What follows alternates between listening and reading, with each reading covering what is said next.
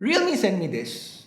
Now, I'm sure you guys have been seeing an unboxing of the Master Edition, a lot of those by now. So, I'm going to keep the unboxing part light and instead focus a bit more on how the 778 inside handles games and what the camera performance is like. Hey guys, Ash here from C4eTech and let's get started. So this is the big black box Realme sent me, the one my cat decided to make his own. So let's open it up. There's a box up top and this here's the Master Edition. That's basically it for this black box. This is a review unit thing. They have it as a show of their suitcase design language. Now this box inside has a strap, some Realme branded fridge magnets and Realme stickers. Getting to the Master Edition itself, we have some leaflets and here's the Realme GT Master Edition, the phone. This backs what they call vegan leather and that is the suitcase design. I'm removing the screen protector here so that we can take a closer look at the display. It seems to be out of juice, so let's set it aside and move on to other box contents. Next, we have a TPU case with a similar design language, which I appreciate. That's followed by a 65-watt SuperDart charger and a USB Type-A to Type-C cable along with a SIM tool. So that's pretty much it for the box contents. Let's now get to the Realme GT Master Edition. Now, though this is called a Master Edition, it's actually a downgrade from the regular GT. Not that that's a bad thing, because it's not just that the internals have been downgraded, the price is on the lower side too. So what's the big change? Well, I just let it slip. The internals, the chip inside, the Master Edition sports Qualcomm's new Snapdragon 778G chip. And where does this slot in? I'd say around the 855 plus 860 territory. A little less on the GPU front, a little more on the CPU front. Overall, they're pretty close. I tried running some games here to back up those numbers. Genshin Impact ran at medium settings at high frame rate with little issues. As you can see, the gameplay was pretty smooth. I'd say the experience felt really good here. With Call of Duty Mobile, it was once again smooth sailing. What I really liked here is the fact that the phone did not even get warm. The back remained cool to touch even after 30 minutes of continuous gaming. I guess the 5-layer cooling system with large vapor chamber that they seem to be marketing seems to actually be doing its job. From a spec standpoint, we get 6 or 8 gigs of RAM, 128 or 256 gigs of storage. There's a 4300 milliamp hour battery on the inside, and the 65-watt SuperDart charger is supposed to get you from 0 to 100 in about half an hour. Next, let's talk about build. This one's designed by Naoto Fukasawa, the same guy behind these Realme X Special Editions. The back here has a nice ridged feel. It makes for better grip, much better than anything you'd get out of smooth plastic or glass. And that is a pro for me. It also manages to look different. Naoto says suitcases were the inspiration for this, and they are, like I've said already, calling this back vegan leather, which is fancy speak for fall leather. I love how the branding is very minimal and it's kind of reflective. Now, Realme is offering 3 options. This is the Voyager Grey. We also have Luna White or Cosmos Black. The Master Edition weighs in at around 180 grams, which makes it one of the lighter offerings available in the market at the moment. I find it very easy to hold and use, at least initial impressions. The in-hand feel also feels good. Overall, this phone feels solidly built. Now, that we are talking about the build and everything, let's take a quick look around at the placements. The volume keys are present to the left. A dual SIM tray is also here. There is no micro SD support.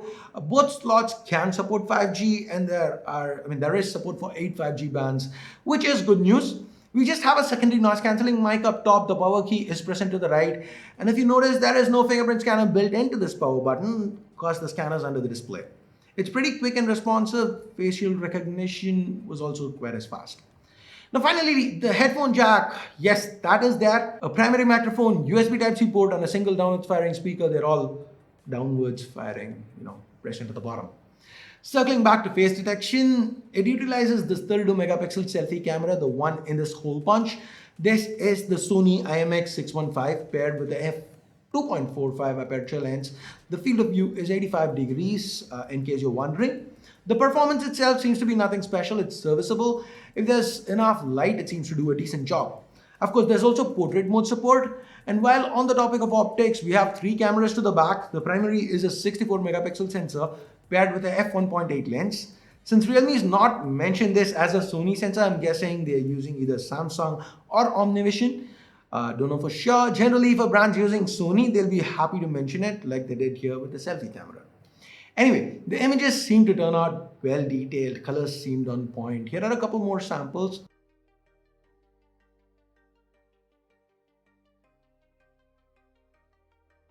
These, by the way, were shot using night mode, which seems to do a fair job. Realme has also added quite a few filters to the mix. The secondary camera is an 8 megapixel sensor with an ultra-wide f2.3 lens, one with a 119-degree field of view. The last one on the list is your typical macro, making up the numbers. Now do note that for video, it tops out at 4K 30, which seems to be a chip restriction. From the cameras, let's now move on to the display. We have a 6.43-inch Super AMOLED panel. So the colors, the viewing angles, you know how it goes. This is a 120Hz panel, which begs the question, will the 778G be able to push 120Hz consistently? As of now, in my limited time with this, it seems to be able to. At least that's what I wrote in the script, but from the time I scripted it till when I'm actually shooting this video, it's been 2 days. So I've actually spent 2 full days with this phone and it's been doing smooth so far. The touch response is 360 Hz and this seems to be a bright panel. On the software front, we've got Realme UI 2.0 built on top of Android 11. And the first thing you notice once you turn this phone on is, damn, there is a lot of bloat. Thankfully, a lot of it can be uninstalled and some first-party apps can be disabled. You can clean it up quite nicely.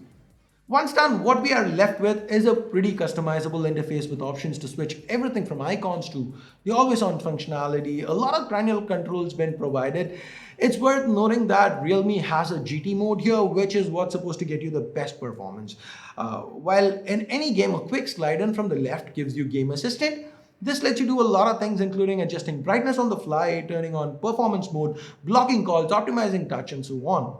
Overall, the software here feels quite responsive in this new 6nm Snapdragon 778G chip. It seems to combine well with Realme UI 2.0. And with all that said and done, let's get to pricing. The GT Master Edition starts at 26,000 rupees for the 6128. The 8128 is 28,000, which, if you guys know me, I am gonna ask you to avoid like the plague. The extra 2 gigs of RAM isn't doing much except getting whatever brand is selling you the phone a higher profit margin.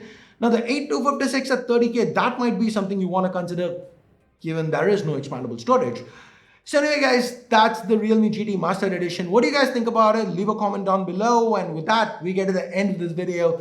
Thumbs up, thumbs down based on what you felt about it. Subscribe, turn on notifications, hit that bell icon if you haven't yet. And thanks a lot for watching. Till next time, my name's Ash. You've been watching C4 Retech and I'm signing off for now. You guys have a great day.